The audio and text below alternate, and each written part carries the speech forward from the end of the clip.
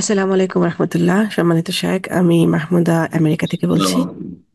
জি বলেন। জি শায়েখ, আমরা জানি যে ইবাদতের ক্ষেত্রে নিয়তটা খুবই গুরুত্বপূর্ণ, কিন্তু একটা স্পেসিফিক হাদিস যেটা বুখারীতে আসছে সেটা সম্পর্কে আমরা ওইভাবে জানতাম না। যেমন বলা হচ্ছে যে মুসলিম ব্যক্তি সোয়াব লাভের আশায় তার পরিবার পরিজনের জন্য যা কিছু খরচ করবে তার সবই তার সাদাকা হিসেবে গণ্য হবে। এখন যেহেতু আমাদের অজ্ঞতার কারণে এই জিনিসগুলো আমরা জানতাম না, এখন ছেলে মানুষ যারা পরিবারের পুরুষ সদস্য তারা সব রকমের ব্যয় বহন করে পরিবারের, বা ভাই বোনকে সাহায্য সহযোগিতা করে, বা আত্মীয় স্বজনকে সাহায্য সহযোগিতা করে। কারণ তারা সমস্যায় আছে, বা এটা আমাদের সমাজে একটা নিয়ম যে আমার আছে, আমি তাকে সাহায্য করব। কিন্তু হয়তো ওই নিয়তটা ছিল না যে আমি এর বদলে আল্লাহর থেকে সোয়াব লাভের আশা করতেছি, মানে স্পেসিফিকলি। বা মহিলারা সন্তান প্রতিপালন করে বাসায়, বা জি, বাসাবাড়ি জি। কাজকর্ম যতটুকু করে। তো এতদিন পরে যখন আমরা এগুলো জানলাম, তো সেই ক্ষেত্রে আমাদের 30 40 50 60 70 বছর যাদের, মানে এই যে আমাদের ব্যাকে যত কাজ হয়ে গেছে এগুলা এখন কি আমরা প্রতিদানে কি আশা করতে পারি, মানে এটার কি হিসেবে এটা কাউন্ট হবে আর কি, যদি বলতেন জাযাকাল্লাহ খাইরান। বারাকাল্লাহ ফিক। গুরুত্বপূর্ণ প্রশ্ন।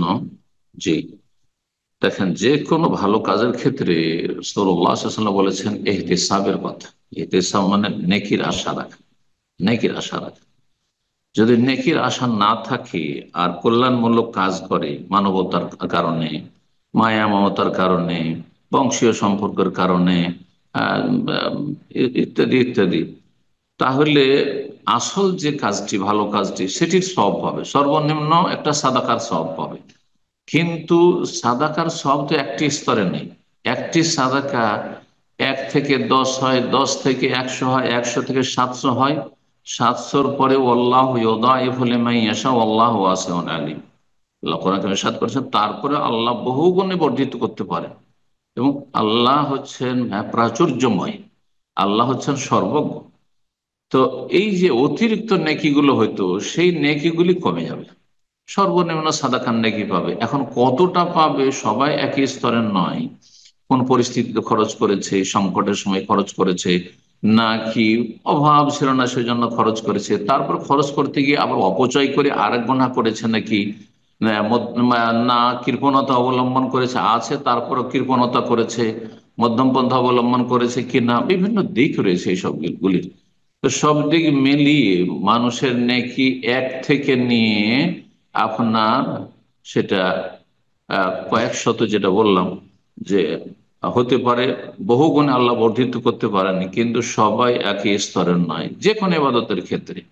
সালাত ক্ষেত্রে রাসূলুল্লাহ সাল্লাল্লাহু আলাইহি ওয়াসাল্লাম হাদিস রয়েছে যে একজন মানুষ সালাত পড়ে বের হয়, আর সেই সালাতের কেউ 10 ভাগের 1 ভাগ পায়, কেউ 9 ভাগের 8 ভাগের 7 ভাগের 6 ভাগের 5 ভাগের 4 ভাগের 1 ভাগ পায়, এইভাবে। জি, কেউ অর্ধেক পায়।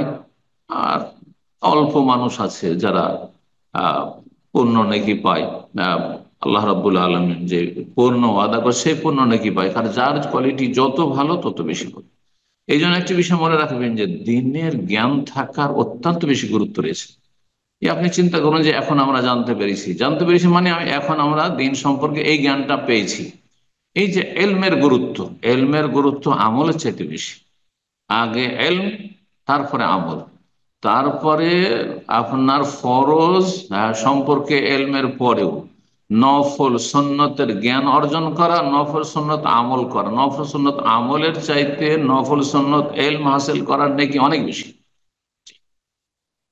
যদি একজন মুসলিমের জীবনে যেমন নফল এলমও থাকতে হবে, তেমনি নফল আমলও রাখতে হবে। এই নয় যে আমি শুধু এলেম শিখতে থাকবো, লেখাপড়াই করতে থাকবো ইসলাম সম্পর্কে, আর আমি তাহাজ্জুদ পড়বো না, আমি সালাত দুহা পড়বো না, আমি মাঝে মাঝে নফল সিয়াম রাখবো না, এমনটা দান সাদকা করবো না। সেটাও করবেন, কিন্তু দিনের জ্ঞান অর্জন করলে বেশি তাতে সওয়াব রয়েছে। তো আল্লাহ রব্বুল আলমিন মানুষকে যে সওয়াব দেবেন, প্রতিদান দেবেন, সেটা বিভিন্ন দিককে কেন্দ্র করে। আল্লাহ যেন এই বিষয়গুলো বোঝার তৌফিক দান করে। এবং অতীতে যা হয়ে গেছে, মানুষ যদি আল্লাহ রবের কাছে আশা রাখে, ভালো আশা সবসময় আল্লাহর কাছে রাখতে হবে যে আল্লাহ, আমি জানতাম না, যদি জানার সুযোগ পেতাম তাহলে এইভাবে আমার নিয়তটাকে রাখতাম, আর তারপরে আমি প্রতিদানটা ভালো, খুব ভালো পরিমাণে পেতাম। তো আল্লাহ রব্বুল আলমের কাছে কোনো কিছুর অভাব নেই। জি, বারাকাল্লাহ ফিক।